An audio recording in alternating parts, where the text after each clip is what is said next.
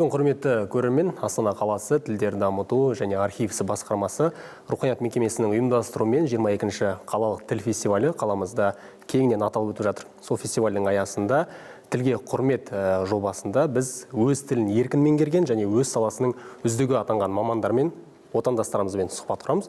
Ал бүгінгі бағдарламамыздың қонағы CTS компаниясының баспасөз хатшысы Оксана Лоскутова. Қош келдіңіз. Қайырлы күн. Енді бүгінгі біздің сұхбатымыз тілге қатысты, ана тілімізге қатысты. Жалпы қазақ тілін неше жасыңызда үйрендіңіз? Кім себепші болды?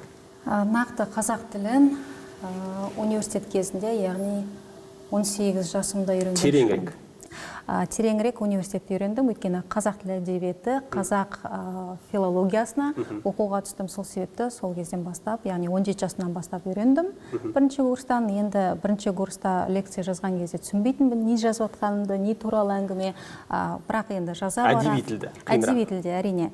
Оның үстіне бізде кітаптарды көбінесе біз аударамыз орыс тілінен қазақ тіліне, яғни солай аударма жасап, лекция жазып, яғни естіп, көріп, көзбен қазақ тілі бір жағынан ыңғайлы, түсінікті тілде болады, яғни қалай естейсің көбінесе, солай жазылады сөз. Сол себепті сол жағынан оңай болды.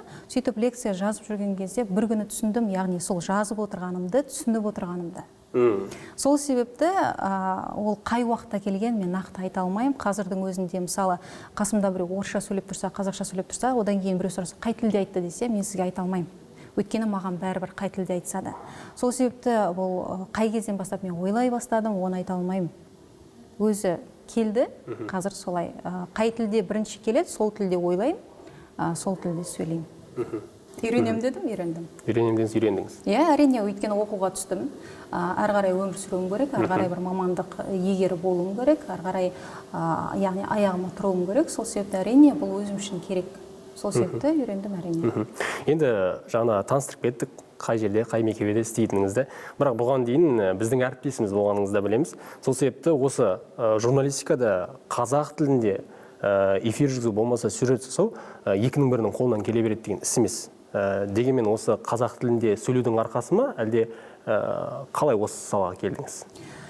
Жалпы журналистика енді ең басында жай диктор ретінде, тележүргізуші ретінде бастадым. Ол жастық кезде болады. Сол 17-18 жасымызда университетте оқып жүрген кезде бір жағынан сабақ бар, бір жағынан арасында телевизия. Лекцияда түсінбедім дедіңіз, бірақ сөйлеп жатқан кезде? Иә, бірақ солай арасында жүгіріп көріп деген сияқты енді кішкене қозғалыс, ол кезде энергия көп.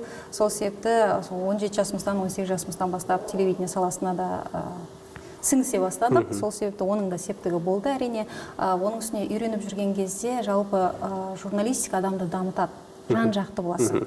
Сол себепті көп нәрсені көресің, көп нәрсені білесің, әрине көп нәрсені тоқисың. Сол себепті, яғни сенің сөздік қорыңда ұлғаяды, көзқарасың да кеңейді. Сол себепті әрине сол журналистика саласы. Мен айтқым келіп отырғаным, мысалы біздің арналарда нақты айтпай қойын, әрбір арнада кем дегенде бір адамнан өзге ұлт өкілі, қазақ тілінде сөйлейтін өзге ұлт өкілі бар.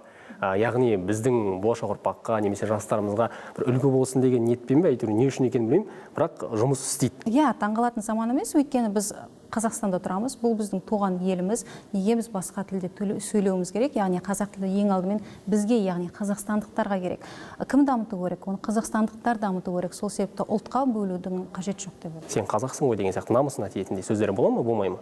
Кей кездері болады, бірақ көп емес, өйткені мен жалпы біреудің өміріне араласқанды, бір кеңес бергенді не просят, не лезь дейді ғой. Сол себепті араласпауға тырысамын. Бірақ бүгінде балабақшаға барсақ, үйде көрсек, яғни достарымыз үйіне барсақ, балалары көбінесе орысша сөйлейді. Бұның бәрі теледидардағы мультфильмнің кесірі деп жатады. Сіз қалай ойлайсыз? Мүмкін ол үйдегі ата-ананың былайша айтқан кезде бірінші тәрбиесі, сосын басқа ортадағы, ауладағы балалардың бірімен, тек мультфильмнің ғана әсер деп мен жеке басым өзім ойламаймын. Сіз бұған не дейсіз? Мысалы, мен сөздің шыны керек, мен сабақ беремін. Яғни қазақ тілінен менде ересек адамдар бар, оқушы балалар бар. Жеке сабақ берем. Яғни менде мысалы орыс үлкен кісілер бар, оларға сабақ берем және балалармен үй тапсырмаларын орындаймыз. Енді бұл да қосымша ақша табудың жолы деп болады, бірақ ол ақша үшін емес, яғни қыруар қаржы алмаймын, оның үстіне балалар болғасын олардан түсінем, яғни басқа да пәндер бар деген сияқты. Иә, сұраныс бар, сол себепті мен көмектесуге тырысамын.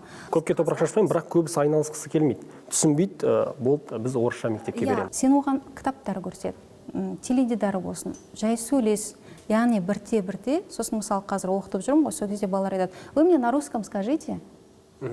Я болмаса, мен кітаптан қарап, сосын мен айтамын, жоқ, мен саған айтам қазақша, сол қазақшаны жаз. Қалай түсінесің, солай жаз. Яғни сен оны дыбыс естіп үйренесің. Жаңағы қазақ тілі оңай тіл деуге болады, өйткені сингармонизм заңы деген бар, яғни үндестік заңы.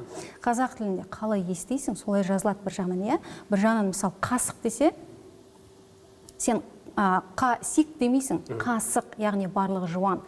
Қисық, мысалы, басқа тілден енген сөздер болуы мүмкін, иә? Қасық десең, я болмаса керек десең, сен керек демейсің, барлығы жұмсақ, керек. Бұл тілді үйренбеу мүмкін емес сияқты, яғни орта қазақша.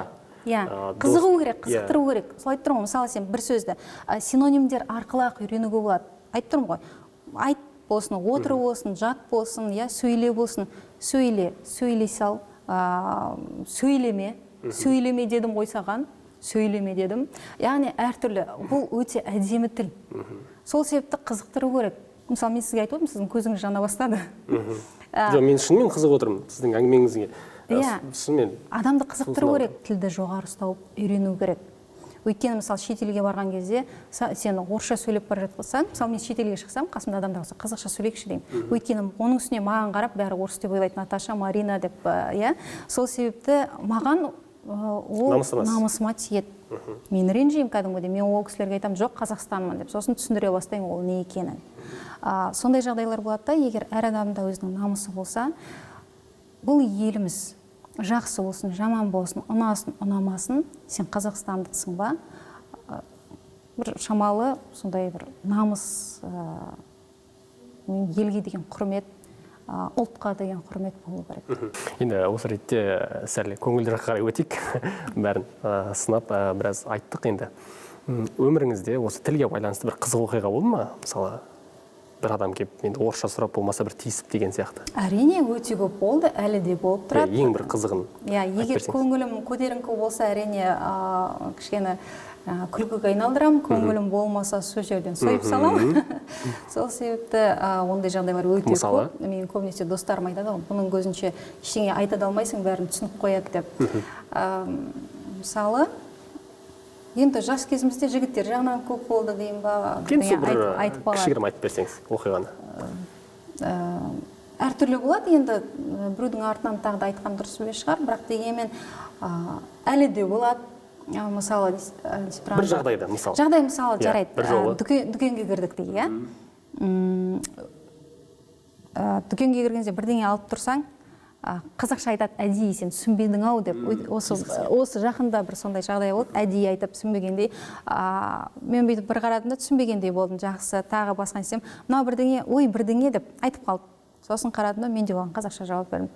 Бірден айтпайсыз ба солай дейді.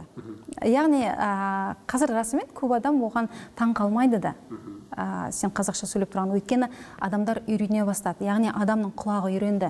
Қазақ тіліне деген, яғни, қазақ тілін естуге жалпы адамның, көп адамның санасы қабылдады. Сол себепті, енді ондай жалпы оқиғалар аз болады деп сенемін. Тілге құрмет, елге құрмет.